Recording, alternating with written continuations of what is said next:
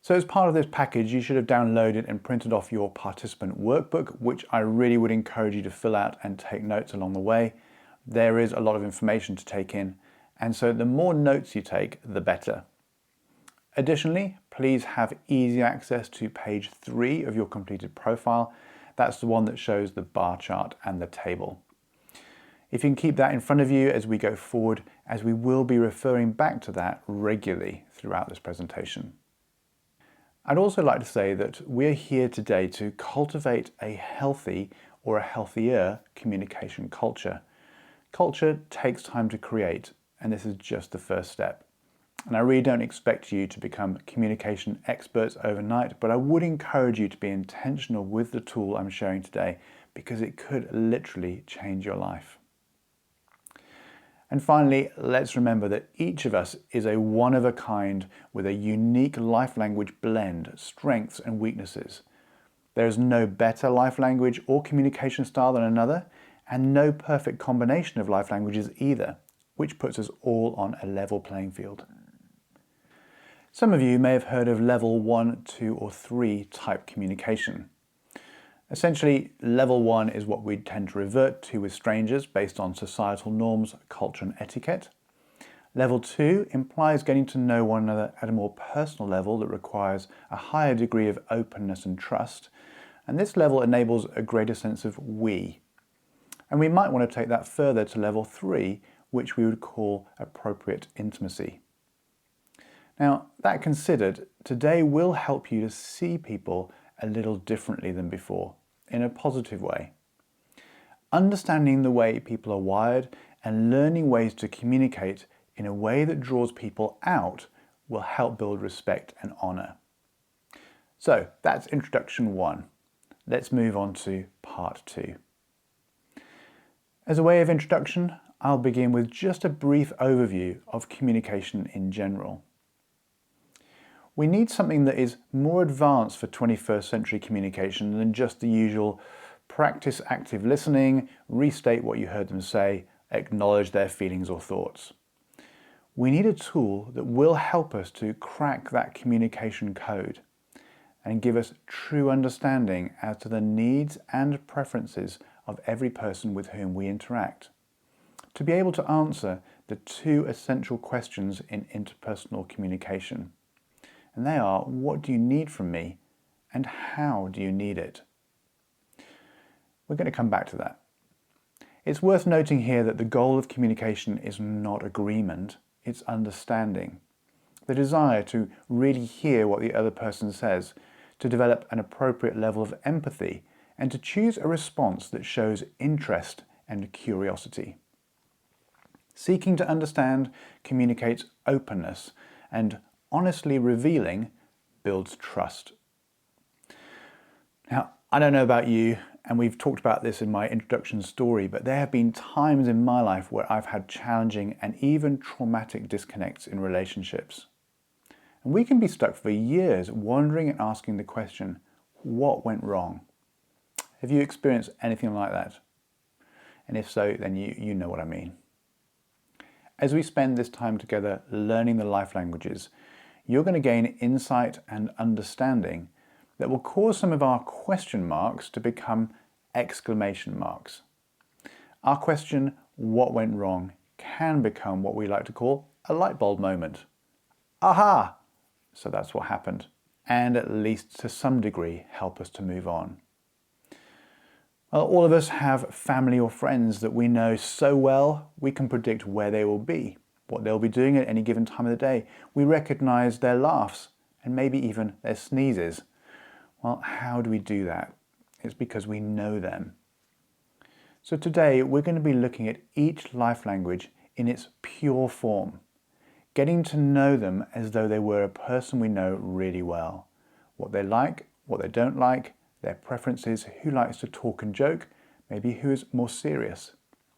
The 7 life languages represented in these 7 avatars are like the people in our lives that we know. When we learn the facts about each life language, we can significantly improve our relationships and our effectiveness personally and professionally. Now, I believe that right relationships are the most valuable resources and asset we have. yet not one of us receives a manual of the people we get to live with or work with every day. So today, you are going to receive a manual or a playbook on every person that lives on the planet. We are going to discover more about the inner workings of ourselves, our families, our friends, and our co-workers than we could learn in a year of working with each other. This one tool can cut up to 50% or more from the learning curve we all have when living with or working with people. It's all in the DNA of each life language. From the dining room to the boardroom, relationships rise or fall on effective communication. I mentioned earlier, 80% of management failure is due to faulty communication, and it's the leading cause of marital failure. Bad communication, it's a big deal. Now, if you were able to have a working understanding on how every person in your life needs and prefers communication, do you think that would make a difference in your marriage, your parenting, your management, or your supervision? And by that, I don't mean just managing people, but managing projects and relationships. By the end of our time together, you are going to gain insights that will probably give you some answers that have perplexed you about some of the people in your life. What we're really talking about is the ability to find positive connections with others. What if you didn't have to guess about those connections or take months or years to find them? Every conversation, every interaction with someone gives us an opportunity to build connection or bring disconnection. Now, people are hired for many, many reasons, but studies have shown over and over again that people tend to get fired for two common reasons. And they happen to be the two criteria for effectiveness that are embodied in the communication IQ system for life and business. Character. What do you think of when you think of character? How would you define it without asking Google or Siri? Well, Life Languages defines character as the internal regulator that causes us to do what is right, regardless of potential benefits or consequences to self. And communication. Have you ever taken a communication skills class in university or college, or even as part of your business development? What did you learn?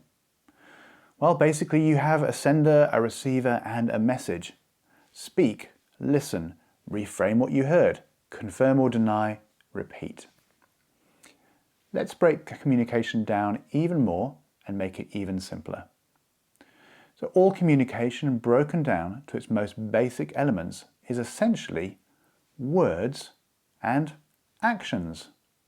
Each of the 7 life languages tend to gravitate to particular or certain words and particular or certain actions that hint at or tell us which life language they may be speaking at any given time. How many of the life languages do you speak? Yes, we all speak all 7. You see, knowing someone's profile is not our goal. Why, I hear you ask? Well, because every person speaks all 7 life languages potentially every day, or at least every week. So, because they may be speaking any one of 7 life languages at any given time, my goal is to know the life languages like I know my partner, my child, my best friend. So when I observe certain actions or I hear certain words, I'll be able to identify which life language a person is speaking, and I'll know, with some practice, how to connect with them and speak their language, their preferred communication style. And this is why we focus on pure form, as if each language was a person. Now, when we do this, we will be able, with confidence, to answer the 2 questions we need to know about every person. What are these 2 questions? What do you need, and how do you need it? Are those not the 2 questions you find yourself asking people, especially if there's misunderstanding or conflict? When you're in a conversation and those disconnects are firing off, these are the internal questions that we ask. And you'll know the answer to these 2 questions about each of the 7 life languages by the time we end this session. So just what are we here to learn? To accomplish all of this, we have just 2 main objectives today. Number 1 become self-aware. Learn how I prefer to communicate with myself and with others. Learn what my preferred words and actions are. Learn which life languages are the languages that tend to annoy me and what to do about it. Yes, we do want to become other-aware, but it does start here by becoming self-aware. And secondly, to internalize the facts of the life languages. As we do those two things, we will discover that there are not 8 billion people in the world, there are only 7. And their names are mover, doer, influencer, responder, shaper, producer, and contemplator. I'd like to introduce you to a fun little equation that we call life language economics, when 4 times 7 equals 100%. See, my maths is not that great. Here's how we break this down. Learn 4 things about 7 life languages and you can work to become up to 100% effective with every person you live with, work with, are married to, or gave birth to. It is possible to listen and observe, and within a few minutes to a few visits, truly begin to identify the languages a person prefers speaking, all by knowing the facts of the life languages. Well, let's keep going. So what are these 4 things we must learn about each life language to work to become up to 100% effective in communication? The first 4 is the filter question, the need from others, the driving passion, and the key character strength. And then we have 2 additional ones, distress flares and essential qualities to develop. Let's take a look at each of these components that make up each life language. Now, as we do this, I'd like you to keep this in mind.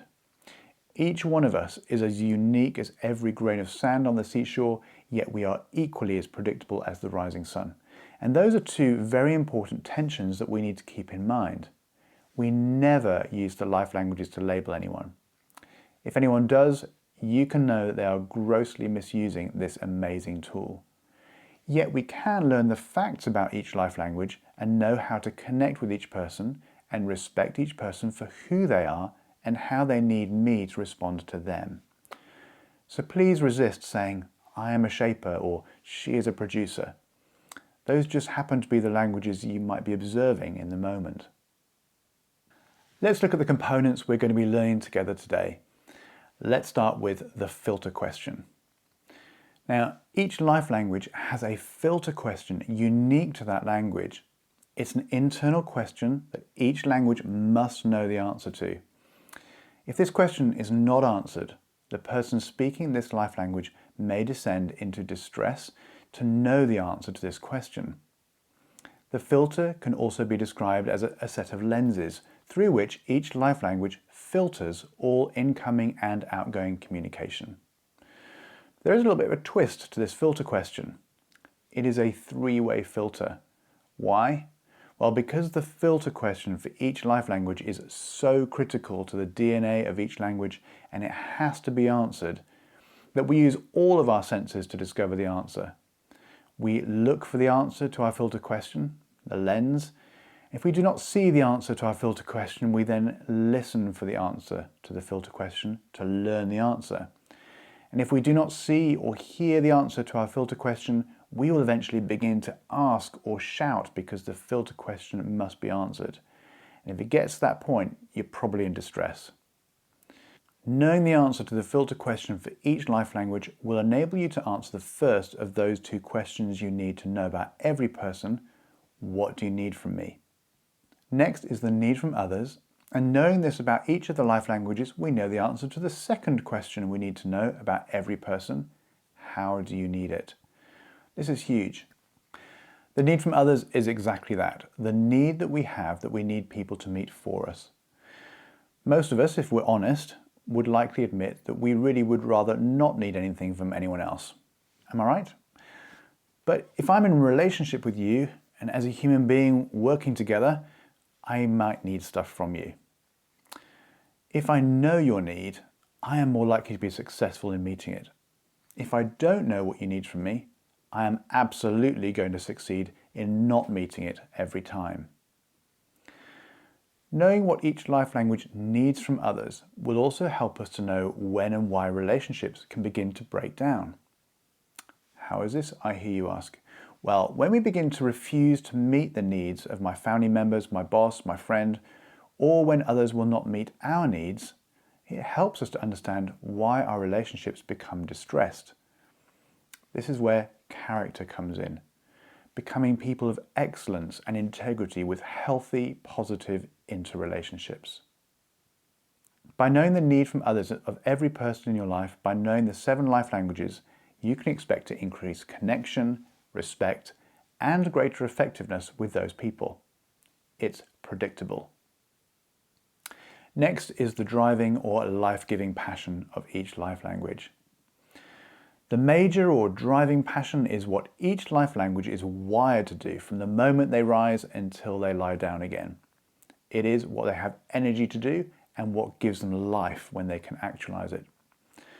Not being able to consistently engage in this passion can be a number 1 cause for stress or distress, and a person be completely unaware. Many people find great encouragement in communication coaching with us that their job may not be the problem. It could be that they are not being able to consistently live out of this driving passion. And when we discover ways that he or she can, they begin to thrive again. Of course, it may be that the job may need to change, but it isn't necessarily always so. Remember we said that learning just 4 facts of the 7 life languages can make us up to 100% effective with every person we live with, work with, are married to, or gave birth to? Well, this is the 4th of 4, the key character strength. Now, each life language has one key character quality that has most likely been evident in their lives from childhood. When we are acknowledged for it, we may find ourselves straighten up a little more, shine a bit brighter, we may even smile and feel rightly proud. Why? Well, it's what each life language values most of all. So we call those elements the keys to success. The filter question, the need from others, the driving or life-giving passion, and the key character strength. Each of these are elements of each language that are true and predictable. As we mentioned briefly before, in addition to those 4 success keys, we have 2 further predictable elements. The first being distress flares. Now, simply put, distress is negative character on display, and we all go into distress at some point or other. Now, in the context of life languages, this happens when the filter question is not answered, the need from others is not met, the driving passion is not able to be done, and the key character strength is either not validated or, more importantly, called into question. That's when we can move into distressed communication. This separate distress workshop is included in this Foundations program as a separate but essential video, and I'd encourage you to watch it. But initially, we want to focus on the beauty and the strength of each language. So although we go into detail in the additional video, I think it is important we do touch on it briefly so that we're aware of the reality of distress. Now, when those around us go into distressed communication, now we call those distress flares, distress levels, or chronic distress patterns, our first response is what? We tend to avoid them, to try and get away from them, or we may even engage with them in our own distress.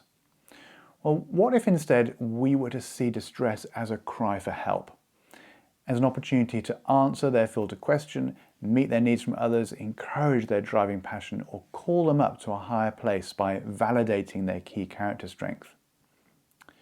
So consider viewing distress behaviors as opportunities to help. My responsibility to you when I see distress in you is this is an opportunity to help. My responsibility when I see distress in me is to control myself and take responsibility. Now, as we go through distress flares for each life language, it is human nature to point the finger at others when we hear of particular negative behavior. But can I remind us all that when we point the finger, there are 3 others pointing back at ourselves. We all display negative behavior at times, and change really just starts with me. So as a very brief overview, I'll just define the different stages of distress and we'll look at them in a lot more detail on the additional video. Distress flares are the first and most predictable way that we can know when a person is in distress in a particular life language, because each life language has a specific distress flare pattern. Think of the analogy of a boat hit by a storm. What's the first thing that they do? Send up a flare, and that signals that something is wrong and that they need help. And what causes these distress flares? Well, I'm glad you asked. We just covered them. When that filter question is not answered, the need from others is not met, when that driving passion is not able to be consistently done, or when that key character strength is called into question, those are the first things that can cause a person to move into their distress flares. Now, the next level of distress is distress levels. If we do not catch ourselves and move back into healthy and positive character, or if people don't step in to help us, distress flares may descend into distress levels. This is essentially more of the same, but at another level. If we operate in our distress flares and distress levels for much of our life or consistently, just like the piece of prose that says, sow a thought, you reap an action, sow an action, you reap a habit, and if you sow a habit, you reap a lifestyle, and in this case, it's not positive. Our distress flares and levels become a chronic distressed pattern. Again, we won't be looking at these in this video, but it is important that we are aware of them. Why? Well, because many times we can only know what life language a person is speaking by the distress flares, levels, or patterns that they are operating in. Now remember, words and actions, positive or negative, healthy or unhealthy, they are still words and actions that say a lot. Let's move back onto some positive ground. Let's look at the final element that we'll be covering on the life languages, and that is the essential qualities to develop. Well, these essential qualities to develop are the two specific qualities that for each life language are lacking from their DNA. They are the two essential qualities that those who develop them and learn to use them consistently experience the most success. When we have them, our language is more balanced, and when they're lacking, we may find our personal or professional lives being a little out of balance. And when you're lifting heavy things like life and relationships, that can become costly to suffer in one of those vital and valuable parts of life. So what's next? We're going to look at the life languages intelligence categories: act, feel, think. It's really important to remember that each life language does all three, act, feel, and think, but now we'll focus on how each life language tends to prefer to give and receive communication. And here are the 2 and respective 3 life languages that fill each of the intelligence categories. To begin with, in the act first intelligence category, we have the mover and the doer life languages. In the feel first intelligence category, we have the influencer and responder life languages. And in the think first, the cognitive intelligence category, we have the shaper, the producer, and the contemplator. If you were to ask a feel first person, what do you think about this? You may get a blank look. Or if you ask a think first person, what are you going to do? They may respond with, I have no idea, but I'll certainly give it some thought. So listen carefully to action, feeling, and thinking words. And now, I think it's a good time to take a break if you haven't already. This has been the most technical we'll be all day, so hit that pause button, stretch your legs, and maybe grab a snack or a drink.